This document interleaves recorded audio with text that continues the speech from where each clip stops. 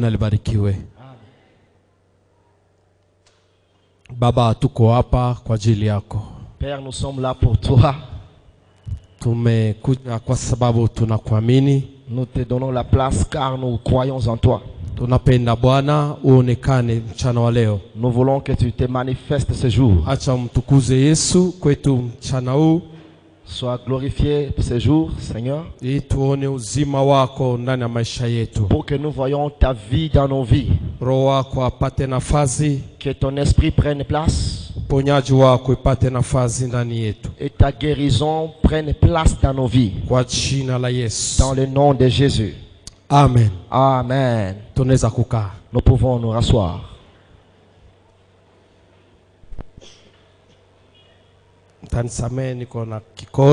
Vous allez me pardonner, vous allez me m'excuser. Mais cela ne peut pas empêcher que nous soyons.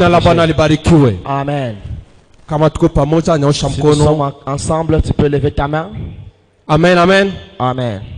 Sifa zimrudilie Mungu mchana wa leo. Que la gloire revienne à Jésus ce jour. Kwa kibali ametupatia mbele yake uso. Pour la grâce qu'il nous donne dans sa présence. Si kwa kusudia ndio tuko hapa. C'est pas en planifiant de nous-mêmes que nous sommes là. Lakini ni neema yake tu. Mais c'est par grâce. Kwa sababu naona wengi walipanga, car nombreux ont programmé watafanya hiki na kile, faire ceci ou cela, lakini hawakufikia. Mais ils n'ont pas ils sont pas arrivés. Wengine walikuwa kisafiri, les autres voyager, na hawakufika kwenye walikuwa ne sont pas arrivés à destination. Lakini wewe na mimi, toi et moi, tulikuwa tukilala kama vile wafu. On dormait comme des morts. Lakini neema ya Mungu akawa juu yetu. Et la grâce de Dieu était sur nous. Akatukirimia tena uzima. Il nous a donné encore la vie. Akatuumba tena upya. Il nous a recréé de nouveau. Tukaona tunaamuka. Nous nous sommes réveillés. Na tunatembea. Et nous marchions. Na leo ametufikisha tena hapa. Aujourd'hui nous amène jusqu'en ce lieu. Yale yote ni kwa ajili ya neema yake. Tout cela c'est pour sa grâce. Bwana Yesu asifiwe. Gloire au Seigneur Jésus. Kama umekubaliana na mimi tumshangilie Bwana kwa ajili ya ile neema. Acclamons le Seigneur pour cette grâce. Iyo neema imetusukuma magharibi ya leo. Cette grâce nous a poussé ce soir. Ambaye Mungu anapenda kutupandia kama punda. Les jours où Dieu veut se servir de nous comme des ânes. Napenda tuzungumzie neno nayosema mziko ama fardo. J'aimerais que nous puissions partager sur le thème intitulé le fardeau. Ujumbe wa leo umesema fardo. Le message d'aujourd'hui est intitulé le fardeau. Hii ni theme ambaye tutajitahidi kuzungumzwa, yani kutembea nayo katika wiki hii. Et c'est le thème que nous allons décortiquer cette semaine. Tunasema mziko, fardo. On va parler sur le fardeau. Tunaposema mziko, lorsque nous parlons du fardeau, tunaweza kuona wamama wanaenda kwenye mashamba. Nous voyons les mamans aller au champ. Tunaona wachigingi wengine wananyanyua vitu. Nous voyons ceux-là qui aident les chauffeurs. Yale yote ni mziko. Tout cela sont des fardeaux. Watu wanachugua nayo. Les gens se portent. Lakini leo hatutazungumzia mziko ambaye tunatwiga wenyewe. Mais aujourd'hui nous n'allons pas parler sur les fardeaux que nous sommes portés. Leo tutazungumzia mziko ambaye mtu mmoja anakuwa nayo kwa ajili ya taifa lake. Nous allons porter le fardeau que quelqu'un a pour sa nation. Bwana Yesu asifiwe sana. Amen. Mziko ambaye wewe unaokuwa nao, le fardeau que tu portes juu ya jamaa yako, pour ta famille, juu ya kanisa, pour ton église, juu ya nchi yako, pour ton pays, nayo pia ni mziko. Ça là aussi c'est un fardeau. Acha fungue Biblia yako. Ouvre ta Bible. Kitabu cha Nehemia. Le livre de Néhémie. Nehemia sura yake tu ya kwanza. Chapitre 1er. Na hiyo mstari wa 3 hadi wa 4. Et le premier verset jusqu'au 4, le troisième verset jusqu'au 4e verset. Nous lisons en Swahili dans le nom puissant de Jésus. Il est écrit, wakaniambia watu wanaobaki wa uhamisho pale katika wilaya na katika ni katika mateso makubwa na mashutumu. Ukuta wa Yerusalemu umebomolewa vile vile na malango yake yameteketezwa kwa moto. Na ilikuwa Wakati niliposikia maneno haya, nikaketi na kutoa machozi na kuomboleza siku nyingine. Nikafunga chakula na kuomba mbele ya Mungu wa mbinguni. Amen. Amen. Amen. Amen. Amen. Amen. Amen. Nasema leo tutazungumzia kuhusu mzigo. Aujourd'hui, on va partager concernant le fardeau. Na hii ambayo tunatoka kusema Et ce que nous venons de dire ni kuhusu habari ya mtu anaitwa Nehemia. concerne Néhémie. Na ni tutazungumzia kuhusu mzigo gani huyu mtu amekuwa nayo. Et on va parler au sujet du fardeau qu'il portait. Na kabla hatujaingilia, napenda kujua Nehemia ni nani? Avant d'entrer dans le vif, j'aimerais savoir qui est Néhémie. Ni swali ambayo tunaweza kujiswali sote. C'est une question que nous pouvons nous poser. Nehemia ni nani? Qui est Néhémie? Hiyo ni pointi ya kwanza. C'est la première chose. Nehemia ni mmoja wa wanamemba wa Israel. Néhémie, c'est l'un des membres d'Israël. Na ni mmoja ambaye watu ambaye walienda huko utumwani huko Yuda. Il est parmi les exilés de Juda qui étaient partis en déportation à Babylone. Na walipokuwa huko, Et pendant qu'ils étaient en déportation, huyu Nehemia cet homme Néhémie alipata neema, avait eu la grâce. ijapokuwa iko ugenini, Malgré qu'il était à l'étranger, akapata na kazi, et il trouva un emploi. na sio kazi ya burebure. Ce n'était pas n'importe quel emploi. Alikuwa akitumika kwenye nyumba ya mfalme. Il travaillait comme eunuque dans la maison du roi. Alikuwa akifanya kazi kwenye mfalme. Il travaillait dans le palais royal. Na hapo anasema alikuwa mtu ambaye kwa akimwandalia mfalme mvinyo kwa ajili ya kutumia. On dit qu'il était les chansons du roi. Bwana Yesu asifiwe sana. Amen. Mtu ambaye anatumika kwa mfalme Celui qui travaille auprès du roi hana kitu ya kulia kuhusu njaa, ne peut pas se lamenter au sujet du kwa faim. sababu kwa mfalme vitu vyote vinapokuwa, Parce qu'il y a tout dans le palais royal. kuna raha, Il y a le bonheur, kuna pesa, il y a de l'argent, kuna chakula, il y a de la nourriture, kuna kila kitu il y a tout le nécessaire ambaye kinaweza kufaa mwanadamu akuwe nacho. qui nécessite que tout être humain puisse en avoir. Lakini kitu kinanishangaza ni kuona Mais ce qui me tique ici, c'est quoi? haijalishi wingi ya vitu ambavyo vilikuwa pale, Malgré la multitude des choses qui étaient là-bas, haijalishi compliance ya maisha ambayo mtu alikuwa nayo, malgré l'opulence de vie dans laquelle il vivait, lakini ndani yake mais en lui, inaonekana kulikuwa mzigo. il y avait un fardeau. Bwana Yesu asifiwe sana. Amen. Bwana Yesu asifiwe sana. Amen. Ni kusema mzigo haifatane tu na watu wa maskini. Ça veut dire que le fardeau n'est pas seulement un lot de pauvres. Lakini huyu jamaa alikuwa na uwezo wote, Mais cet homme avait tous les pouvoirs ambaye naweza kumtuma asikumbuke kitu kingine, qui pouvaient le pousser à ne jamais se souvenir d'autre chose. kwa sababu maisha ambayo tunayafanya kila leo tunayatafuta ni juu mtu akuwe na raha na ustawi. Car en travaillant beaucoup, nous cherchons à trouver le bonheur dans la vie. Lakini Nehemia alikuwa na hiyo ustawi, Et Néhémie avait déjà ce bonheur. kwa sababu alikuwa na chochote ambaye alikuwa nacho lazima alikuwa akipata kwenye Car mfalme. il trouvait tout ce dont il avait besoin auprès du roi. Ijapokuwa alikuwa kwenye Mais mfalme, malgré qu'il était dans le palais royal, lakini sikio lake ilikuwa nje akikumbuka kwao. mais ses oreilles étaient dehors, se souvenant de leur patrie. Inajamulisha kwa unaweza kuwa na kila kitu, Ça veut dire que tu peux tout avoir. unaweza kuwa na pesa, Tu peux avoir de l'argent, unaweza kuwa na nyumba tu nzuri, peux avoir un bon palais, unaweza kufikiria kwamba umefika, tu peux penser que tu es déjà arrivé. lakini katika yote ndani ya Mais maisha dans yako toutes choses dans ta vie, kuwa na mzigo et le fardeau ya kufikiria jamaa lako, de penser à ta famille, taifa lako, ta nation, nchi yako, ton pays, hata ndugu zako ya familia. et même tes frères et sœurs dans la Bwana famille. Yesu asifiwe sana. Amen. Sasa huyu Nehemia Et cet homme Néhémie, alipokuwa huko, pendant qu'il était en exil, akaona moja ya ndugu yake na watu fulani, il vit l'un de ses frères et quelques personnes ambao walikuwa nao huko utumwani, qui étaient aussi en déportation. Akawauliza kuhusu habari ya kwao. Il leur posa la question au sujet de leur pays. Mtu ambaye anakuwa na mziko, l'homme qui a le fardeau, kila leo anafikiria kuhusu wengine. tous les jours il songe et pense aux autres. Bwana asifiwe sana. Amen. Bwana asifiwe sana. Amen. Akauliza kuhusu habari ya kwao. Il posa la question des nouvelles de chez eux.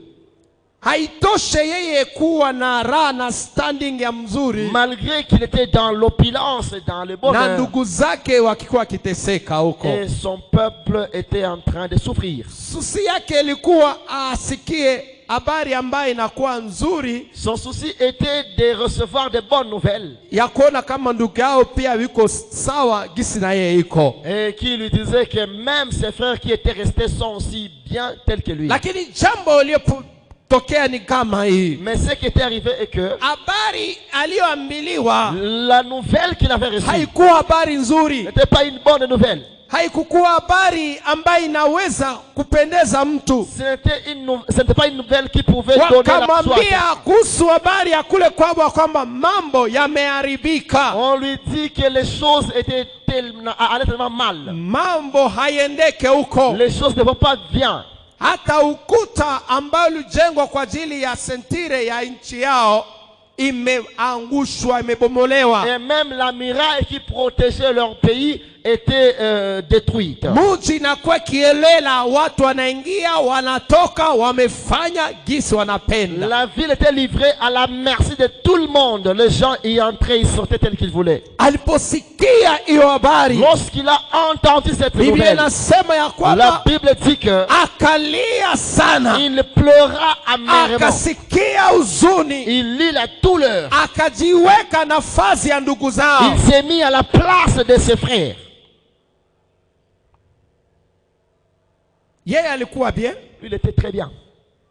Hangeliweza hata kufikiria ndugu Il ne zao, peut même pas penser à ses frères. lakini wakati anasikia habari, mais quand il a entendu kuhusu kwao namna mambo inayoharibika concernant leur pays, de la manière dont les choses n'allaient pas bien, huzuni ikaingia ndani ya moyo, l'amertume entra dans son cœur, akalia sana, et il pleura, akalia sana, il pleura amèrement.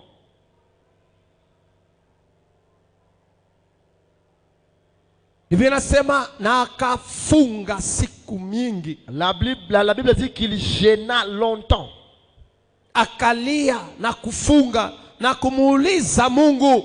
Il pleura et gêna tout en intercédant auprès de Dieu. Jambo inayenifurahisha ni kama hii. La chose qui me rend joyeux, c'est ça. Hakuanza kulaani.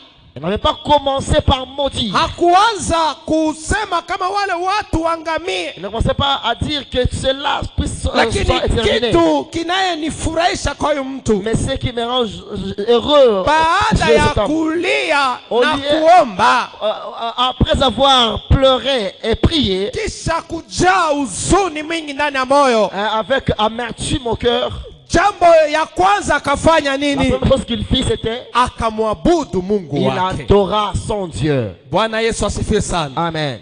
Akaabudu Mungu wake, adora son Dieu, akamuinua na kumwabudu. Il éleva et l'adora. Wewe mbele ya shida sijue nini unafanyaka. Toi devant des difficultés, je sais pas ce que tu fais. Unapoteza hata tumaini. Tu perds espoir. Unapoteza pedal. Tu perds unasema vitu vingine haungeweza kusema. Tu déclares des choses que tu lakini peux pas huyu dire. mtu mais cet homme anatufunza hali ya kujua haijalishi mambo inaweza kuwa magumu ama mazito, Mungu ni Mungu tu. Nous enseigne que malgré que les choses peuvent être difficiles, Dieu demeure Dieu. Bwana Yesu asifiwe sana. Amen. Mambo yanaweza kuwa gisi yalivyo. Les choses peuvent être telles qu'elles sont. Mambo yanaweza kusimama. Les choses peuvent s'arrêter. Lakini Mungu yupo tu Mungu. Mais Dieu demeure Dieu. Bwana Yesu asifiwe sana. Amen. Hapa huyu jamaa akamuinua Mungu. Et ici cet homme éleva Dieu. akamsihi, Mungu wa Et mbinguni, il implora, ô éternel Dieu des cieux, Mungu mkuu, grand Dieu, unapokiri ya kwamba Mungu ni mkuu, quand tu confesses que Dieu est grand, unaminimize iye probleme yote kuwa haiko kitu mbele yao ya Mungu. tu minimises ton problème comme s'il n'est rien devant ces grands dieux. Bwana Yesu asifiwe sana. Amen. Kureconnect Mungu mbele ya hali ambayo unapitia ni ya muhimu ndani ya maisha ya mwanadamu. Reconnaître Dieu devant la situation que tu traverses est tellement important dans la vie. Akasema, Mungu mkubwa. Il dit, oh grand Dieu. Wakati anasema mkubwa, Quand il dit grand, anaona kwamba shida hiyo il ni voit que ce ndogo problème est tellement petit mbele ya huyo Mungu. devant ce Dieu. Bwana Yesu asifiwe sana. Amen. Shida yako Ton problème iko kidogo est tellement petit mbele ya Mungu wako. devant ton Dieu.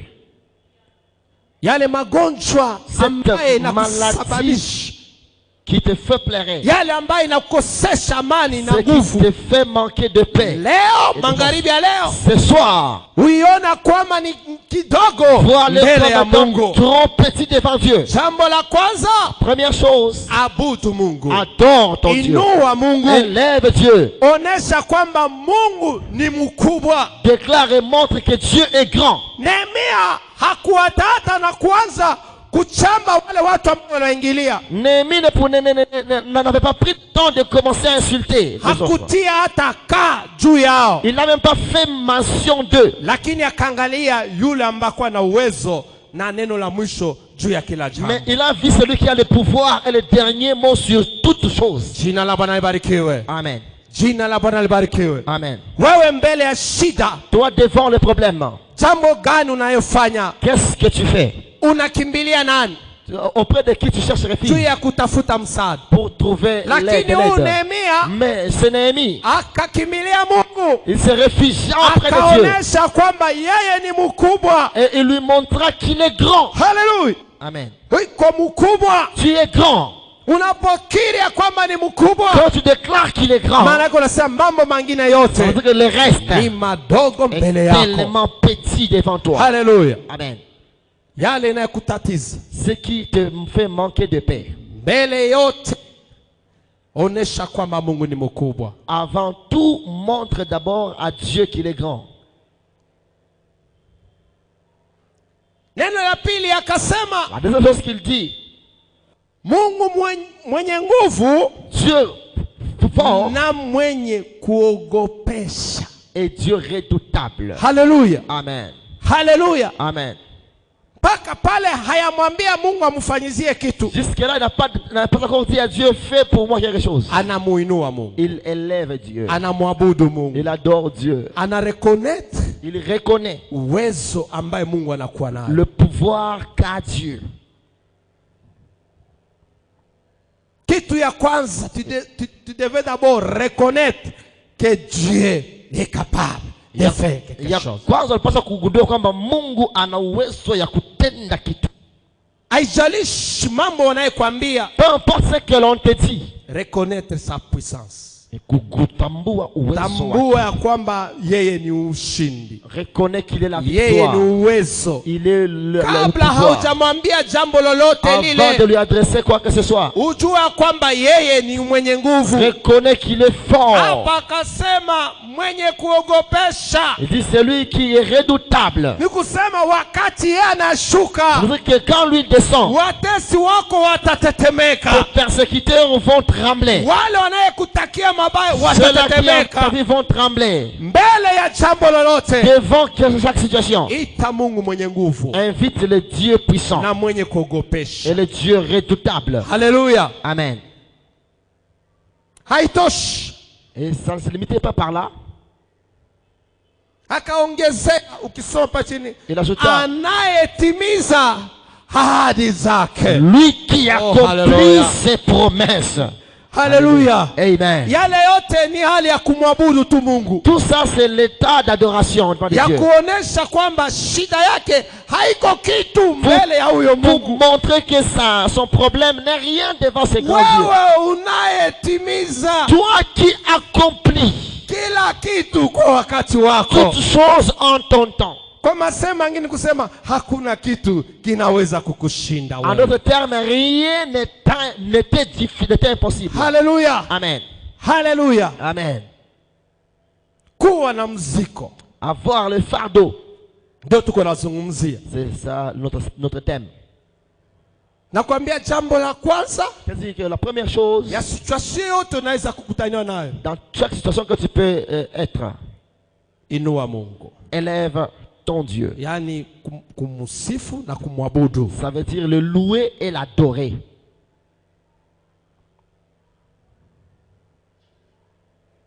Kumsifu na kumwabudu. Le louer et l'adorer.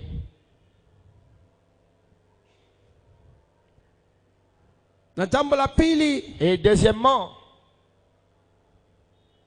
tunasema ni kuidentifie hiyo makosa ambaye ile yafanyikwa. ça veut dire que tu dois aussi identifier les erreurs et fautes commises. Tusome hapo sura yake ya 6. No, shahidi yake ya 6. Lisons le 6e verset.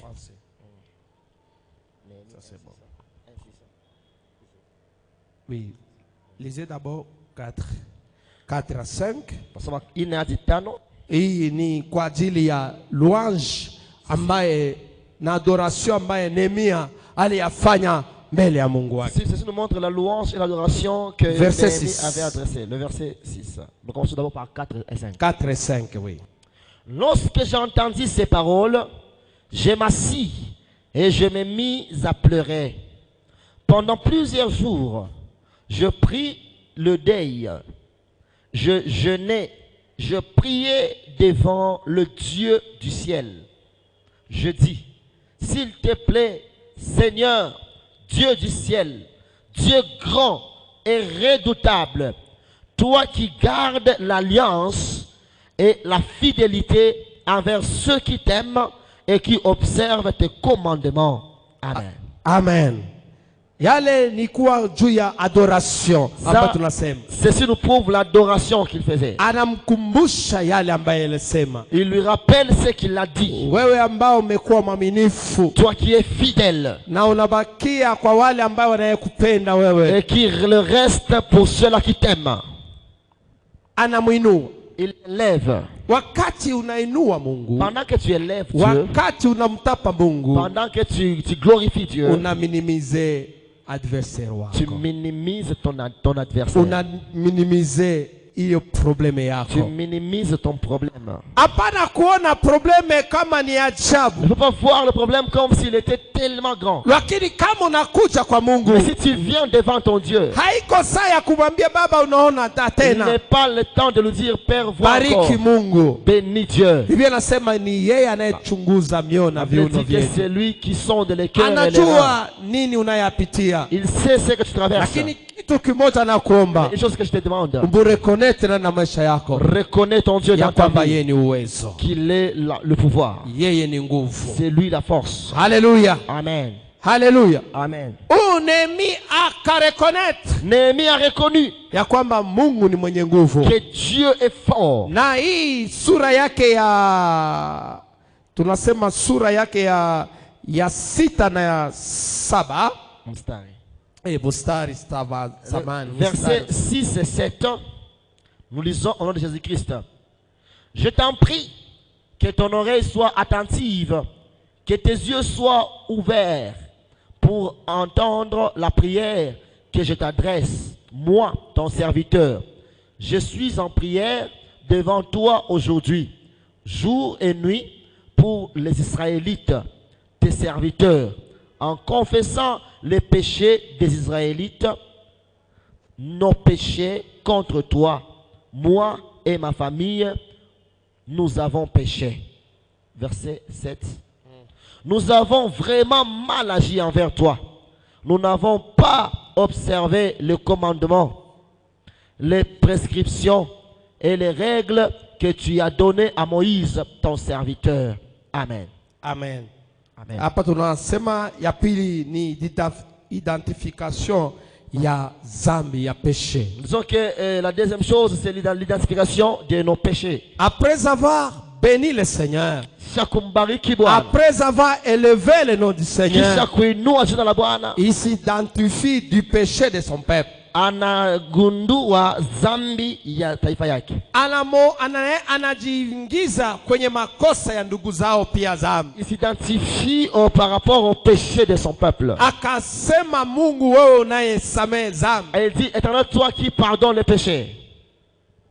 Yale yote anaendelea tu kushuka. Tout jusque là il continue à s'humilier. Hayamwambia hata kitu kimoja yenye anapenda mfanyizie. Il ne lui a pas adressé encore une requête. Hayamwambia hata kitu, hayamonesha Ne lui a kitu même pas montré kuhusu habari ambaye aliyesikia. Au sujet de la nouvelle qu'il a reçue. Wewe mbele ya shida inayokuja, habari inayokuja, unapoteza tumaini. Toi devant un problème, tu Créer perds même espoir. scandale. Tu crées même un scandale. Mais lakini huyu mtu Mais cet homme, hakucrea il scandale. n'a pas créé de Il a scandale. béni l'Éternel. Alimbariki Bwana. Akamuinua Bwana. Il a élevé l'Éternel. Na akaingia kwenye makosa ya mwambia, Baba, ijapokuwa hata mwenye dhambi anapokuja mbele yako unamsameheaka. Et il s'est identifié par rapport au problème tout en disant, Seigneur, même un pécheur qui vient au-devant de toi, tu le pardonnes. Bwana Yesu asifiwe sana. Et gloire au Seigneur. Jambo la tatu, Troisièmement, akaingia katika hali ya kumkumbusha ahadi zake ambaye aliahidia walio wake. il s'est souvenu des souvenirs de l'Éternel et le lui a rappelé en disant, tu as promis à ton peuple. Anamkumbusha yale ambaye alisemaka. Il lui rappelle ce qu'il avait déclaré. Na ndio leo ninakwambia, kila leo ninakuwa na zoezi ya kuambia mpango ambaye Mungu anakuwa juu yetu ni mipango mazuri. Et c'est pourquoi je t'ai toujours dit que le plan de Dieu pour nous, c'est un plan de bonheur. Il n'a jamais pensé quelque chose mauvaise pour nous. Atawahi kutuwazia mabaya. Hata jambo inaweza kuwa nzito kwetu, Même si la situation peut être lakini tellement mawazo ambayo lourde pour nous, anakuwa nayo juu mais yetu sa ni pensée pour nous mazuri kila leo. est une bonne pensée tous les jours. Akamkumbusha hii ahadi, Et il lui rappela ses wewe promesses. ambao ulituahidia Toi qui nous avais promis hautatuacha, que tu ne nous abandonneras pas, hautatupungukiwa, tu ne nous abandonneras pas, utakuwa na sisi tu seras avec nous mpaka mwisho wa mambo yote. jusqu'à la fin du temps. Yale yote iko naonesha kwamba hiyo shida haiko kitu mbele ya Mungu. Tout cela, il est en train de montrer que ce problème n'est rien devant Dieu. Napenda nikuoneshe mchana wa leo J'aimerais mpendwa, te montrer ce jour, ya bien-aimé, kwamba shida yako mbele ya que ton Mungu, problème devant Dieu, kuonesha tatizo unayopitia, que le problème que tu hali ya traverses, maisha unayopitia l'état de vie que tu mènes, haiko kitu mbele ya n'est Muumba rien wako, devant ton Créateur. yule ambaye alikutosha kwenye C'est lui dhambi, qui t'a tiré du yule péché, aliyekutosha kwenye c'est barabara lui qui t'a tiré de la rue, akakuleta hapo il kuwe t'a mmoja wa amené ici memba wake. pour que tu sois l'un de ses Ana membres. mawazo mazuri juu yako. Il a un plan merveilleux pour toi. Nasema ana mawazo mazuri juu J'ai dit, yako. il a un plan merveilleux pour toi. Jina la Bwana libarikiwe. Amen. Jina la Bwana libarikiwe. Amen. Akamkumbusha Il lui rappela. yale utasoma katika verse ya 8. Là, c'est au 8e verset. Akamkumbusha mahadi zake. Il l'a rappelé il a ramené à ses promesses. Na munalitosha wana Israeli ukawapeleka Misri. Comment tu as pris les enfants d'Israël, tu les as amenés en Égypte.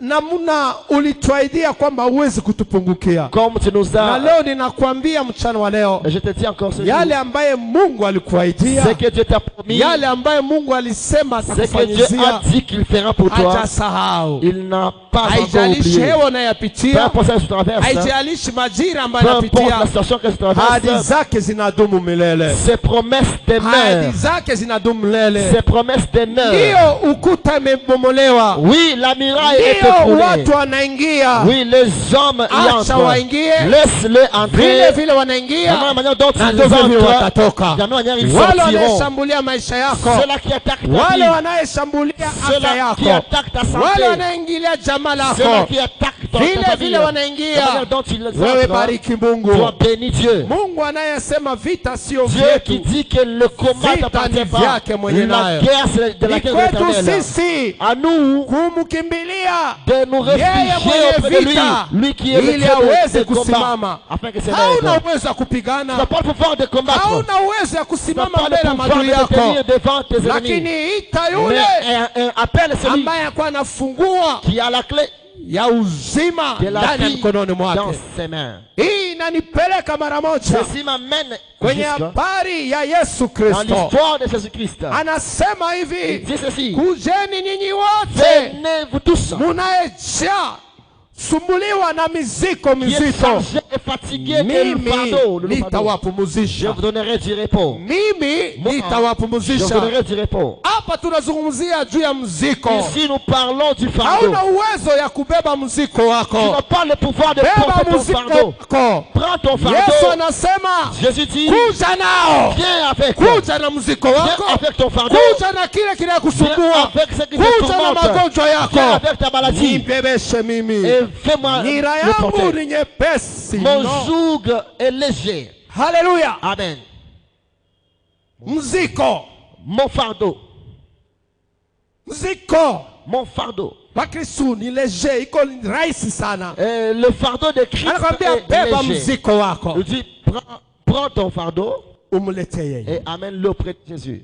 umlete yeye. Amène-le Mchana wa à leo. Jésus. Ces jours. Huyo jamaa Nehemi Cet homme Néhémie aliona yeye pekee a vu que de lui-même hana uwezo ya kufanya jambo il n'a lolote, pas de pouvoir d'agir. lakini anambebea yule ambaye anasema tumkujie na miziko yake, Mais il a amené son fardeau à celui qui dit: venez à moi avec kwa votre fardeau. kumkumbusha ahadi zake. Pour lui souvenir de ses. Nakwambia mchana wa leo, Je te dis ce jour, katika jambo yote unayapitia, malgré ta situation que tu traverses, kumbusha Mungu rappelle Dieu yale aliyesema juu yako. ce qu'il a dit pour toi. Bwana Yesu asifiwe sana. Amen. Bwana Yesu asifiwe sana. Amen. Mkumbushe. Rappelle-le. Baba ulisema Père, tu as dit, hautanyacha. tu ne vas pas m'abandonner. Baba Père, ulisema tu as dit, tu hautanipungukia. ne vas pas m'abandonner. Baba ulisema Père, tu as dit, ukiniokoa mimi si tu m'es sauvé, utaokoa pia na jamaa tu langu. sauveras aussi ma famille. Mkumbushe.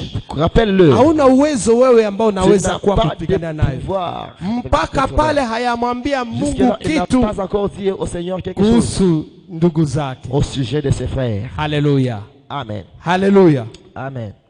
Uwezo Le pouvoir ya kuminimize de kitu kinayesimama mbele yako. minimiser la chose qui se tient devant toi. C'est lever d'abord le nom de Jésus. Kwanza ni kuinua jina la Yesu. Bwana Yesu asifiwe sana. Gloire au Seigneur Jésus. Kuinua mbele Mungu. Élever premièrement Dieu. Nasema unapoinua Mungu Quand tu élèves Dieu, unazarau kila kitu chote. tu négliges toute Akina chose. uwezo juu Ça yako. n'a pas de pouvoir sur toi. Hapa inanipeleka mara moja. Ceci m'amène jusqu'à Wakati Yohane alikuwa kwenye kisanga cha Patmos, quand apôtre Jean était dans l'île de Biblia Patmos. inasema ya La kwamba Bible dit que alikuwa akilia, il pleurait. alikuwa akilia Il pleurait. na Il kujiuliza s'est posé la question: nani anaweza kukifungua hiki kitabu na kukijaza mihuri 7? qui pouvait ouvrir les livres et de rompre, briser les Ali sceaux? mateso ambaye watu walikuwa wakipitia Il y a la souffrance que les hommes traversaient, ikamuletea huzuni ndani lui mwake, amenant l'amertume au cœur. akajiuliza ni nani anayeweza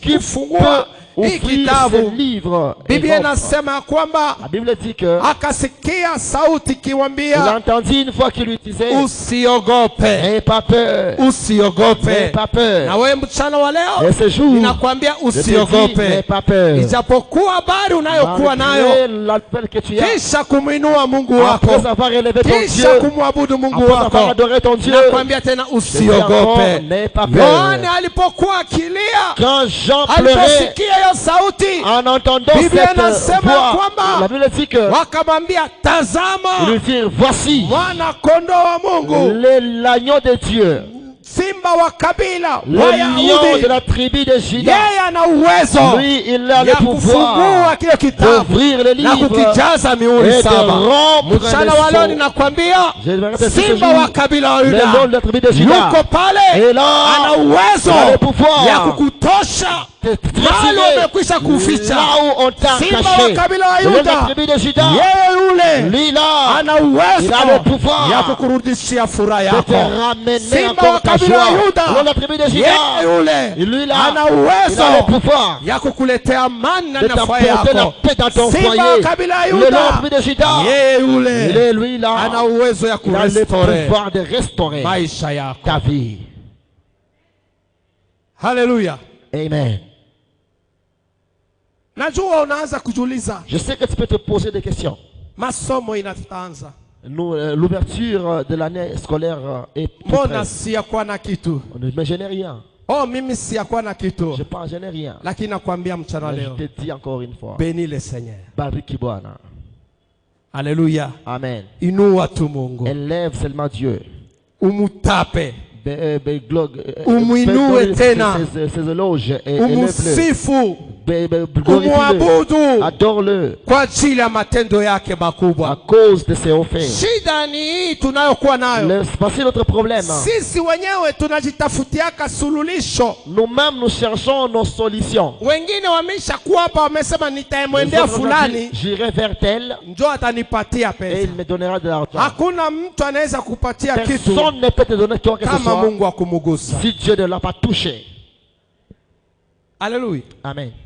Hakuna mtu yoyote yule Personne ambaye anaweza kupatia kitu ne peut te donner kama quelque Mungu chose hamugusi. si Dieu ne le touche pas. Lakini ili Mungu mtu akupatie kitu, Mais si quelqu'un te donne, bariki Mungu, bénis Dieu. umwinue yeye. Élève-le. Ni yeye ndio atasutisha C'est lui qui va yule imposer anayependa à celui-là juu ya kufikishie zawadi afin de ambao unakuwa nayo t'apporter lazima. le cadeau que tu as besoin. Jina la Bwana libarikiwe. Amen. Hapana kwenda kujitafutia suluhisho, Ne va pas chercher solution de hapana toi-même. kwenda kuchagulia watu ambao watakupatia Ne va suluhisho. pas chercher la solution. aux Suluhisho gens. haina nafasi La ingine, solution n'est nulle ni part. kwake pekee Mungu. Seulement auprès de Dieu. Mchana wa leo napenda Ce jour, nikuongezee j'aimerais imani te donner encore la ya foi kuwa na mziko. d'avoir le fardeau. Mziko gani unayo? Quel fardeau as-tu? Biblia inatuonyesha La Nehemia, Bible montre que Néhémie, ijapokuwa standard ambayo alikuwa nayo, malgré le standing de vie qu'il alikuwa avait, na wazo tu il moja, avait juste une pensée. anakumbuka taifa lake, Il se souvenait de son peuple. anakumbuka kanisa Il se lake, souvenait de son église. anakumbuka watoto ndugu Se zake, souvenait de ses frères. anakumbuka nchi Il yako. se souvenait de son pays. Wewe Toi, nini unakumbuka? à quoi penses-tu? Tu te souviens de quoi? Wengine wanasema hiyo kazi ni yabo Bwana. Elle dit que ce travail-là les regarde. Kwenye niko Bwana, niko bien. Je suis très bien. Ni kama mjinga moja nilimwona kwenye réseaux sociaux, C'est comme un insensé que j'ai vu sur les réseaux sociaux. analewa Il était kama na tellement maziwa, ivre. Je ne sais pas si il était ivre du lait. anakunywa, iko nakunywa pombe champagne. Il buvait le champagne. Anasema wale watu wa este nyimbo kule mkakufa mkufe kule, Il dit, les gens si de Est, si vous yetu allez tuko mourir, tuko nous na sommes savure. ici. Nous savourons la Un joie. Congolais Mukongomani de père et de wa mère baba na mama. anafurahia ndugu zake ambayo yuko na uwawa, Il est content parce que ses frères sont en train d'être tués. lakini huyu Nehemia Mais Néhémie ici, alikuwa kwenye raha ya ajabu. il était dans le bonheur. Hakukuwa kizuizi juu ya kuonana na mfalme, Il n'avait même pas de protocole pour se croiser avec le juu roi. mfalme atumie mvinyo, Pour que le roi prenne ni du yeye vin, anamwandalia na anampatia. c'est lui qui le préparait pour lui. Angeliweza kumwambia mfalme mara moja Il pouvait dire juste au roi kuhusu jambo ya kule au kwao, sujet de leur pays. lakini hakwenda. Mais il n'était pas parti. Akainua kwanza Mungu Il wake. éleva d'abord son Dieu. Jina la Bwana libarikiwe. Gloire au Seigneur. Hapana kujichagulia we peke solution. Ne cherche pas à te créer Solution ton autre inatokana tu na Mungu solution. pekee.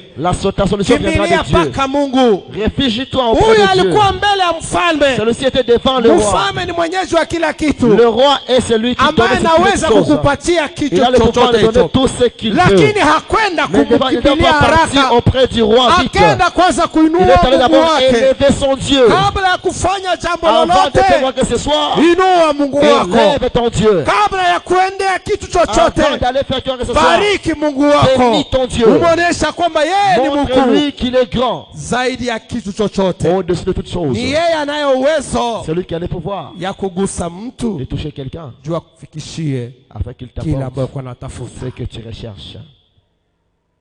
Jina la Bwana libarikiwe. Gloire au Seigneur Jésus. Mzigo, Le fardeau. mzigo gani uko nayo? Quel fardeau tu as? Mzigo gani wewe unayo? Quel fardeau as-tu?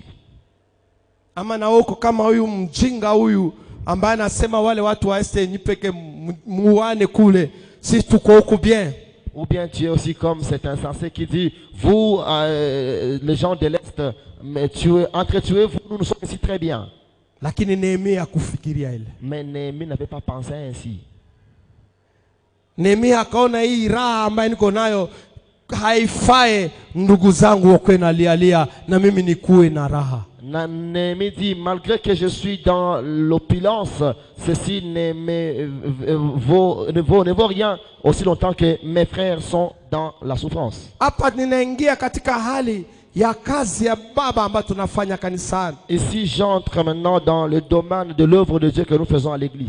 Kwa baba, kwa mama na vijana, Pour les papas, mamans et jeunes, wale ambaye hawahusike kindani ndani na kazi hii, ceux-là qui ne se concernent, qui ne se donnent pas ambaye à fond, wanaona kazi hii inakuwa kama ni ya wengine, et qui voient que cette Hawa œuvre est wahusike. pour les autres, eux ne sont pas lakini concernés. magharibi ya leo, Mais ce soir, badilisha hali yako ya kuona change ta mambo, manière de voir les kwa choses. sababu hii jambo hii Car cette chose inakuhusu pia wewe. te concerne et te regarde. Haleluya. Amen. Kama hii jambo haikuwe mzuri, haiendeke mzuri, Si cette chose ne marche pas bien, hata mahali utapako même kuwa, là où tu seras, habari utakayesikia, la nouvelle que tu recevras, hautakula chakula yeye na apeti, tu ne mangeras pas avec appétit la nourriture, lakini kuwa na mawazo mais et la pensée na mziko et le fardeau juu ya kazi ya baba. pour l'œuvre du Père.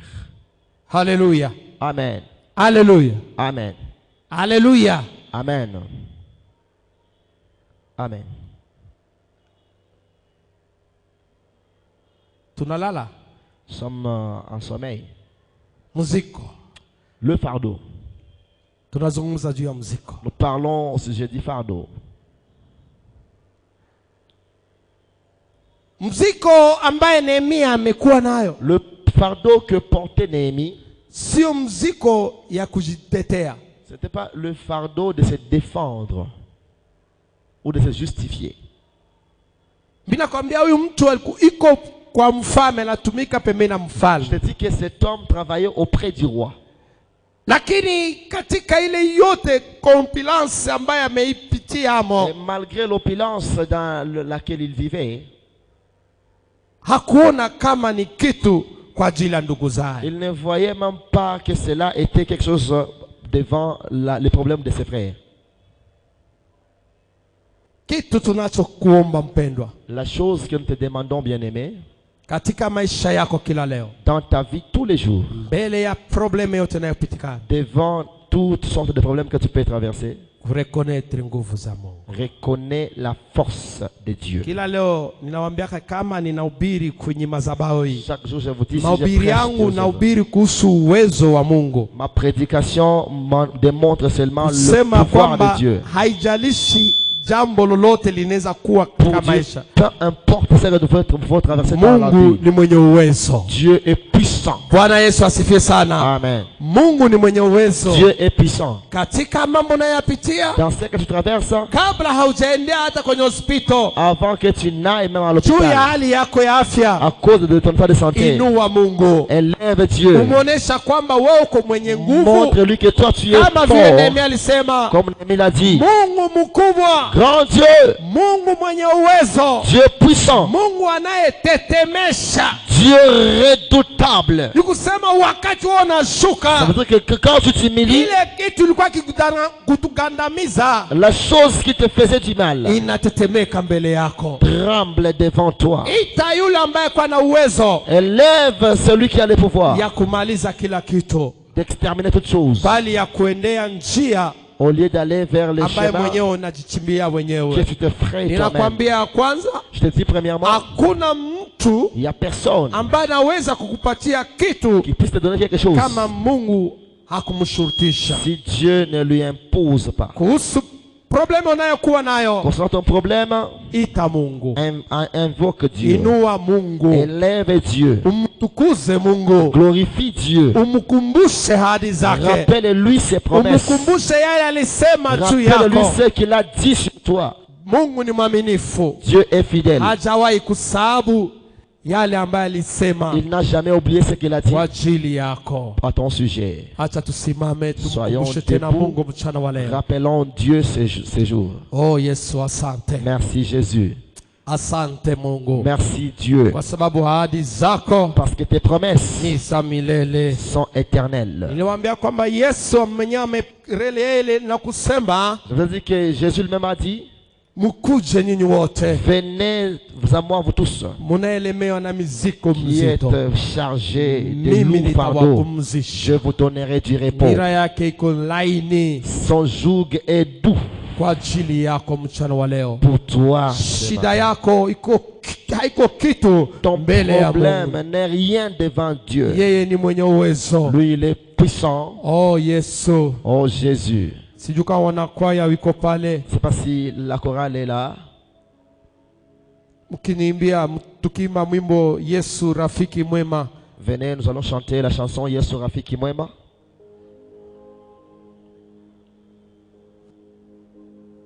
Oh Yesu, Oh Jésus.